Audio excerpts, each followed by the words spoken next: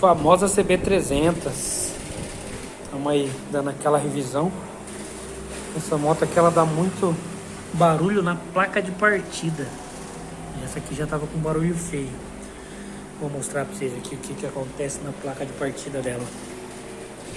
Acompanha, já desmontei aqui, ó. Essa aqui é a placa de partida velha, ó. Se aproximar mais aqui, deixa eu ver. Come tudo aqui, ó, fica quadrada. Olha a diferença da placa nova. Os roletinhos tudo lisinho, ó.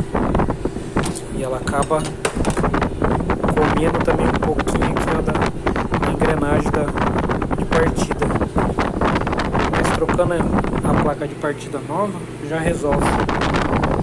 Começou a barulhar, um barulho meio estranho, já troca a placa de partida para não danificar mais. Aí o prejuízo sai mais caro. Mais uma dica aí do próprio original.